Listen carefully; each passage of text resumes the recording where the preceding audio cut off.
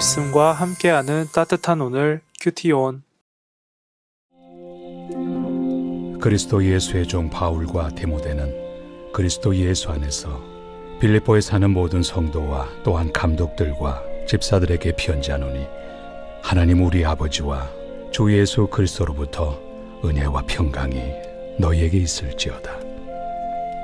내가 너희를 생각할 때마다 나의 하나님께 감사하며 간구할 때마다 너희 무리를 위하여 기쁨으로 항상 간구함은 너희가 첫날부터 이제까지 복음을 위한 일에 참여하고 있기 때문이라.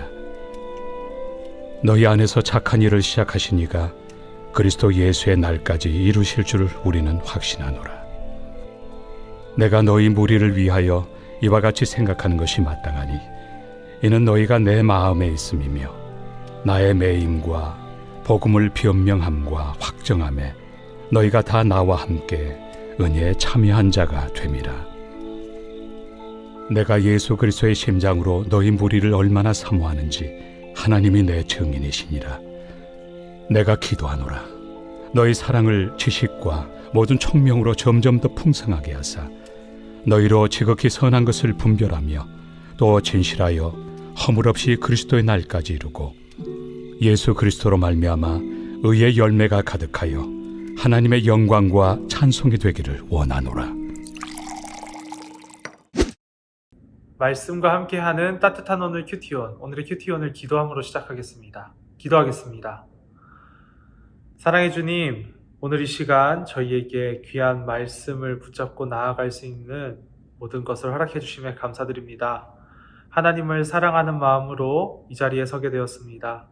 하나님, 저희의 마음에 역사하셔서 우리가 보지 못했던 것을 보게 하시고 우리가 느낄 수 없었던 것을 느끼게 하시며 이 세상에 참 진리를 쫓아 살아가는 저희들 될 수 있게 하여 주시옵소서. 이 모든 말씀 예수님의 이름으로 기도드립니다. 아멘. 빌립보의 원래 이름은 작은 우물, 샘물을 의미하는 크레니데스라는 이름을 갖고 있었습니다. 그런데 우리가 한 번쯤 이름을 들어봤을 법한 한 왕, 바로 알렉산더 대왕, 그리고 그 대왕의 아버지 빌립 2세가 이곳을 점령하면서 자신의 이름을 붙이게 되면서 빌립보라는 이름이 이 도시에 붙여지게 되었습니다.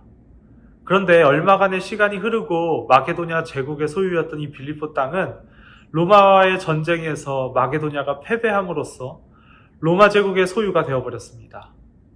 훗날 로마의 황제 아우구스투스는 빌립보를 아시아와 유럽을 잇는 아주 중요한 거점으로 여겨 많은 은퇴 군인들과 장교들을 이곳에 이주시켜서 로마인들의 주요 거점 도시로 만들었습니다. 이에 따라서 빌립보는 로마에 속한 그 속주로서 마게도냐 지역에 아주 힘 있는 도시, 그 도시가 되었습니다. 사도행전 16장을 보면 사도 바울은 이러한 배경 안에서 빌립보 지역에 머물며 복음을 전했습니다. 그렇게 세워진 빌립보 교회, 꽤 오랜 시간이 지난 뒤에 사도 바울은 빌립보 교회에 편지를 보내었고 우리가 읽는 빌립보서는 그 편지입니다.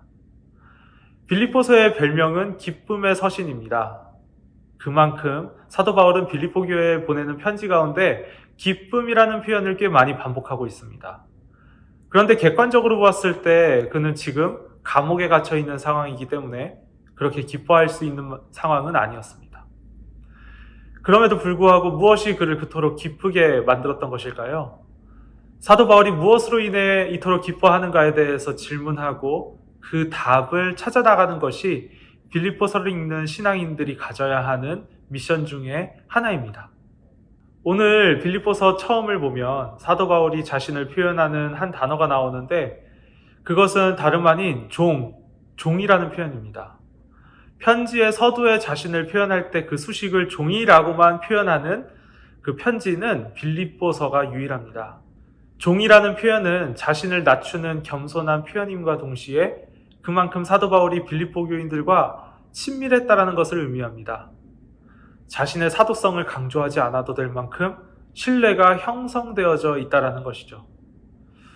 자신의 친밀한 사람들에게 사도 바울은 첫 인사로 하나님과 예수 그리스도로부터 비롯되는 은혜와 평강이 있을 것이다 라고 인사하고 있습니다.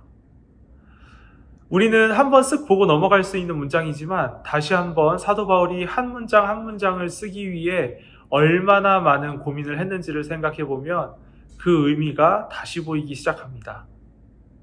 쓰고 지우기를 쉽게 할 수 있는 요즘 시대와는 달리 이 당시에는 글을 쓴다는 것 자체가 굉장히 어렵고 신중한 일이었습니다. 양피지나 파피루스 종이를 쉽게 구할 수 없을 뿐만 아니라 틀렸다고 해서 쉽게 지울 수 있는 지우개나 그런 리무버 같은 것들이 있었던 것도 아니기 때문입니다. 그렇기에 오늘 사도 바울의 짧은 인사 한 문장 또한 굉장히 신중한 문장이었습니다. 그의 문장을 이러한 생각을 가지고 다시 한번 봐보면 어떨까요? 그가 말하는 은혜와 평안은 하나님과 예수 그리스도로부터 오는 은혜와 평안이었습니다.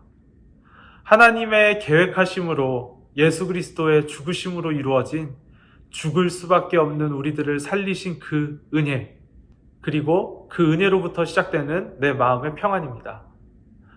은혜를 평안보다 먼저 쓴 이유도 여기에 있습니다. 예수 그리스도로부터 오는 은혜를 깨달을 때 평안이 찾아오게 됩니다.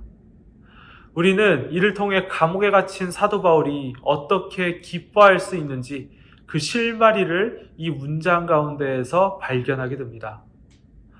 이따금씩 삶을 괴로워하는 사람들 중에서 삶이 지옥 같다, 삶이 감옥 같다라고 표현하는 사람들이 있습니다. 그만큼 괴롭고 힘들다는 것이겠죠. 하나님을 모르는 사람들의 입장에서는 정말 그렇게 힘들고 어려운 감옥 같은 삶이 전부입니다. 그리스도인이라고 해서 고통과 괴로움을 피해갈 수 있는 것은 아닙니다. 사람은 누구나 시련을 겪고 고난을 겪습니다. 그러나 같은 상황 속에서도 우리가 기뻐할 수 있는 것은 우리가 예수 그리스도로부터 오는 은혜를 알고 있는 사람들이기 때문입니다. 그리스도인들에게는 은혜가 있기에 평안할 수 있고 기뻐할 수 있음을 오늘 말씀을 통해 묵상해 보게 됩니다.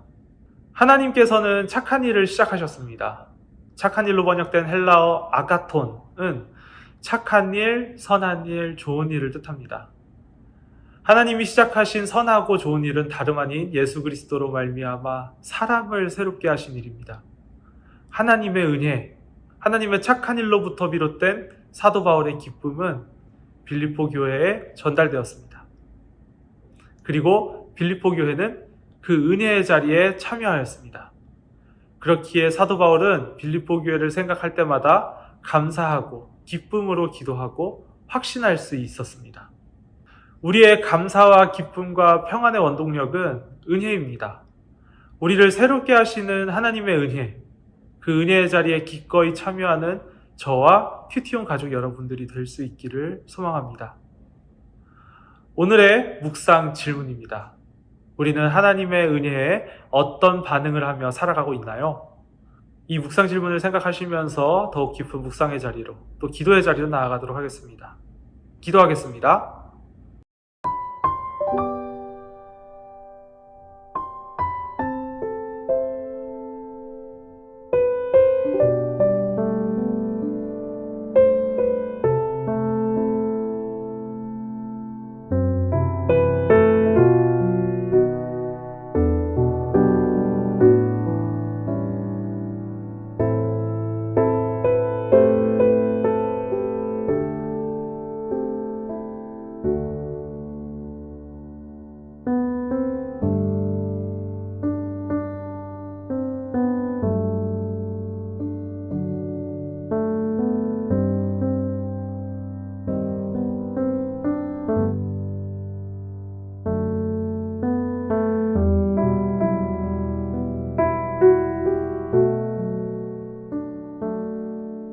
사랑의 주님, 오늘 이 시간 저희에게 빌립보서의 시작을 허락하시고 오늘 주님이 주시는 말씀을 묵상하게 해주심에 감사드립니다.